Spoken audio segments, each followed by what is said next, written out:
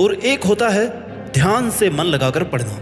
क्योंकि पढ़ना तो हम उसको भी बोल सकते हैं जब घंटों तक किताब सामने खुली हो और हमारा ध्यान कहीं और हो। लेकिन ध्यान से मन लगाकर पढ़ने का मतलब है कि तुम जितनी देर किताबों के सामने बैठे हो, तुमने उतनी देर में कुछ ना कुछ याद किया है, कुछ ना कुछ रिवाइज किया है, कुछ ना कुछ उसका आउटपुट निकला है। सच में अगर कुछ करना चाहते हो ना लाइफ में, तो ये जो किताब सामने रखकर खुली आंखों से खुद को और बाकी सबको धोखा दे रहे हो, इसको छोड़ना पड़ेगा। सबसे पहले तुम खुद का स्टडी सिटिंग टाइम ऐसा रखो जिसमें जितनी देर पढ़ाई करो उतनी देर सिर्फ पढ़ाई ही करो। उस वक्त लोगों की बातें नहीं, दोस्तों का लालच, ये सब तुम्हारे दिमाग में नहीं आना चाहिए। अगर तुम अपने टारगेट को लेकर डिटरमाइंड रहोगे तब ही तुम्हारे गोल्स पूरे हो सकते हैं। तुम डिटरमाइंड रहोगे, उसके बाद तुम्हें कोई कुछ भी कहे कि तुम कुछ नहीं कर सकते, तो उसकी बात बिल्कुल मत सुनो, चाहे वो तुम्हारा कितना ही खास क्यों ना हो। क्योंकि अगर तुमने खुद ठान लिया है ना कि तुम्हें ये करना है, तो फिर कोई माई का लाल तुम्हें वो अचीव करने से नहीं रोक सकता, बशर्ते तुम्हारी मेहनत होनी चाहिए। किसी की भी नेगेटिव बातों पर ध्यान मत दो। तुम्हारा काम है लगातार पढ़ाई करना, अपने गोल्स के लिए, अपने करियर के लिए, अपने फ्यूचर के लिए, बस उसके लिए मेहनत करते रहो। जिस दिन मन हारने लगे ना, उस दिन अपने आप से पूछना कि तुमने स्टार्ट क्यों किया था। अगर तुम्हारा कोई सपना है ना, तो उसे पूरा करने के लिए अपनी पूरी जी जान लगा दो। जो लोग खुद कुछ नहीं कर पाते ना, वो दूसरों को नीचे गिराने की कोशिश करते हैं, क्योंकि उन्होंने कभी स्ट्रगल नहीं देखा। जिन्होंने संघर्ष देखा है और किया है, वो कभी भी तुम्हें कोई नेगेटिव कमेंट नहीं देंगे। तुम्हारे दिमाग में बस इतना ही होना चाहिए कि जो चाहिए उसके लिए मेहनत करो, हासिल करो उसको, बस बात खत्म। इधर उधर की कोई बातों पर तुम्हारा ध्यान नहीं जाना चाहिए। किसी भी एग्जाम में टॉप रैंकर बनना कोई इम्पॉसिबल टास्क नहीं है, बस हमारी कोशिश ही ऐसी नहीं होती कि हम टॉपर बने। इसलिए लगातार बिना रुके थके, अपने टारगेट को बिना भूले अगर मेहनत करनी है, खुद का एक रूटीन सेट करना पड़ेगा, खुद को एक टाइम टेबल में बांधना पड़ेगा, खुद को डिसिप्लिन रखना पड़ेगा। उसमें सबसे पहला काम है, तुम जहां पढ़ रहे हो वो जगह पढ़ाई के लिए सूटेबल हो। आपकी पढ़ाई आपकी सराउंडिंग पे डिपेंड करती है, इसलिए सही जगह का, सही डायरेक्शन का होना बहुत जरूरी है। पढ़ने के लिए अच्छे एनवायरनमेंट का होना बहुत जरूरी है। और अगर तुम अपनी पढ़ाई बहुत भीड़ भाड़ वाली जगह, शोर शराबे वाली जगह कर रहे हो ना, तो आपका ध्यान डाइवर्ट होना एक नॉर्मल बात है। इसलिए जिस टेबल चेयर पर आप बैठ करके पढ़ाई करते हैं, वहां सिर्फ और सिर्फ आपकी किताबें और सामने की दीवार पर लिखा हुआ आपका टारगेट होना चाहिए, जिससे तुम उसे भूल ना पाओ। क्योंकि हमारा माइंड हमें बहुत जल्दी कंफर्ट जोन में डाल देता है। वो तुम्हें ये भी कहेगा कि भाई सो के पढ़ ले, बेड पे चल के पढ़ ले, कंबल ओढ़ के पढ़ ले।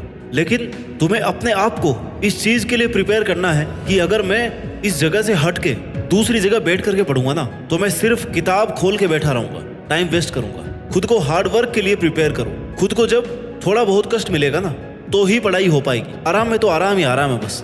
दूसरी बात, अब आप पढ़ाई करते तो बैठ गए हो, नेक्स्ट जो बात है ना, वो ये है कि तुम्हारे पास पूरे दिन का, पूरे महीने का, पूरे साल का टारगेट होना चाहिए। उसका एक शेड्यूल होना चाहिए। तुम्हारे पास टाइम टेबल होना चाहिए कि तुम्हें कितने दिन में क्या कवर करना है। जब तक तुम्हारे पास टाइम टेबल नहीं होगा, तब तक तुम्हारे माइंड को पता नहीं पड़ेगा कि वो यहाँ टेबल चेयर पे क्यों बैठा हुआ है। इसलिए एक सही एनवायरनमेंट के बाद एक अच्छा और सही टाइम टेबल होना बहुत जरूरी है। टाइम टेबल ऐसा ना हो कि वो आपको स्ट्रेस में डाल दे। टाइम टेबल ऐसा हो कि आपकी बॉडी, आपका माइंड आराम से उसे कवर कर सके। बोझ मत डालना अपने माइंड पर, क्योंकि बोझ से, स्ट्रेस से चीजें फट जाती है, दब जाती है, तो वो आउटपुट नहीं आ पाता जो आपकी असली पावर है। इसलिए इजी वे में अपना टाइम टेबल बनाकर खुद को छोटे छोटे टारगेट्स दो, जिससे कंटिन्यूटी बनी रहेगी। कंटिन्यूटी का होना बहुत जरूरी है। एक बार छूट गया तो बस पीछे छूट गया, फिर दोबारा जीरो से शुरू करना बहुत मुश्किल होगा। बात नंबर 3, एनालिसिस। टाइम टेबल के बाद, टू डू लिस्ट के बाद तुम्हें हर दिन ये एनालिसिस करना है कि तुमने जैसा टाइम टेबल बनाया था उसके हिसाब से कितना काम किया है, उसकी लिमिट से बाहर कितना काम किया है।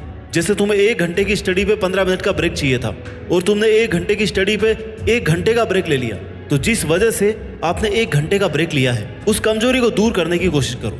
वो आपका मोबाइल फोन हो सकता है, आपकी नींद हो सकती है, आपके दोस्त हो सकते हैं। क्योंकि ये 1 घंटा खाने वाले लोग कब तुम्हारे महीने और साल खा जाएंगे तुम्हें पता भी नहीं चलेगा। इसलिए डाइवर्जेंस को खुद से दूर रखो। जो लोग तुम्हें डिस्ट्रैक्ट कर रहे हैं ना, डिस्टर्ब कर रहे हैं, जिन चीज़ों से तुम्हारा पढ़ाई का माहौल हट रहा है, उन चीज़ों से खुद को दूर रखो। पूरे डेली एनालिसिस करो, आज कितना टाइम किस चीज़ को एक्स्ट्रा दे दिया जो नहीं देना चाहिए था। बात नंबर 4, बी डिसिप्लिन। आपको जिंदगी में यह चुनाव करना है कि आप अनुशासन की कीमत चुकाएंगे या अफसोस की। क्योंकि अगर तुम्हें लंबे समय तक मेहनत करनी है ना, तो अपनी लाइफ में डिसिप्लिन का होना बहुत जरूरी है। डिसिप्लिन आपका रूटीन फिक्स रखता है, आपके माइंड को भटकने नहीं देता। खुद को जितना ज्यादा डिसिप्लिन रखोगे उतने ही आउटकम अच्छे आने के चांसेस हैं। तुम खुद के लिए डिसिप्लिन नहीं रहोगे ना, तुम खुद के लिए थोड़ा रेस्ट्रिक्ट नहीं रहोगे तो कोई भी तुम्हें डिस्टर्ब कर देगा, कोई भी कहीं पे भी ले जाएगा, बात कर लेगा। इसलिए अपने खाने पीने, सोने और पढ़ाई करने के लिए वेल डिसिप्लिन्ड एनवायरनमेंट होना बहुत जरूरी है। The speed of your success is limited only by your dedication and discipline. खुद से वादा करो कि मैं पढ़ाई के समय मात्र पढ़ाई में ध्यान दूंगा और कुछ भी नहीं करूंगा। पढ़ाई को आनंद समझकर पढ़े, ना कि बोझ के जैसे। बात number 5, be honest, be grateful. अपना सपना जीतना मुश्किल होता है, नामुमकिन नहीं। हमेशा याद रखें कि आप किन परिस्थितियों से आए हैं। अपने लिए ईमानदार रहें। जहां से आप आए हैं ना, जहां तक आप पहुंचे हैं और जिन परिस्थितियों में आपके पेरेंट्स ने आपको भेजा है, उन परिस्थितियों को भूले नहीं, क्योंकि वो तुम्हारा असली इंस्पिरेशन है, वो तुम्हारा ड्राइविंग फोर्स है। जैसे ही तुम डाइवर्ट होने लगोगे ना, तुम्हारा पढ़ाई में मन कम लगने लगे, तुम्हें इन चीजों को याद रखना चाहिए कि यार मेरे घर वाले आज के दिन सुबह 4 बजे उठकर खेती का काम कर रहे होंगे और मैं 8 बजे तक आराम से सो रहा हूँ। इन चीजों को याद करने से तुम्हें अपने आप इंस्पिरेशन मिल जाएगी कि यार मुझे पढ़ना चाहिए, मेरे लिए ना सही, कम से कम अपने घर वालों के लिए। इसलिए कभी भी अपनी परिस्थितियों को, अपने परिवार के बैकग्राउंड को ना भूलें, क्योंकि आप कितने ही आगे पहुंच जाएं, अगर आप अपनी जीरो वाली पहचान, जब आप कुछ भी नहीं थे, अगर आपने वो पहचान ही भुला दी तो आप आगे नहीं बढ़ पाएंगे। क्योंकि आपकी पहचान ही वह चीज है जो आपको याद दिलाएगी कि आप कौन हो, कहां से आए हो, क्या करने वाले हो और क्या क्या और किन किन परिस्थितियों में अब तक इतना कुछ किया है। तुम अपने आप को बहुत लोगों से आगे समझो, क्योंकि तुम्हें चॉइस से किताबें मिली है, तुम्हें चॉइस में पढ़ना मिला है। बहुत से लोगों को आपकी उम्र में घर भी नसीब नहीं होता है, लेकिन फिर भी आप जानबूझकर मेहनत को, अपने आलस को, कंफर्टेबल जोन को चूज कर रहे हो। दोस्तों, अच्छी किस्मत किसी की नहीं होती, अच्छी किस्मत बनानी पड़ती है। भगवान भी उसी का साथ देता है जो खुद की मेहनत के लिए ईमानदार हो। इसलिए अभी भी वक्त है, सीरियस होकर पढ़ने लग जाओ।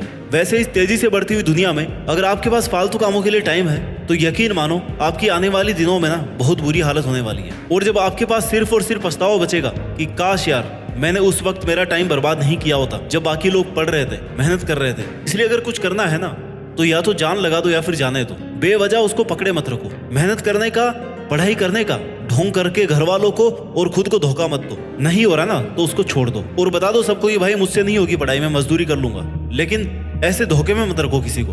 There is no substitute and no shortcut for hard work. भाई मेहनत तो करनी पड़ेगी, वो भी स्टेप बाय स्टेप। मुझे नहीं पता अभी कि किसके पास कितना टाइम बचा हुआ है और साल भर किसने कितना कुछ कर लिया है, कौन कितना पानी में है। मुझे बस इतना पता है कि अगर आज से, अभी से शुरू करते हैं ना, तो तुम वो अचीव कर सकते हो जो तुमने सोचा है। आपके पास जो टाइम बचा है उसमें अपना फिक्स टाइम टेबल बनाकर अपना 100% देने की कोशिश करो और मन लगाकर उन बचे हुए दिनों में वो करके दिखाओ जो आपके पेरेंट्स ने आपसे उम्मीद लगा रखी है।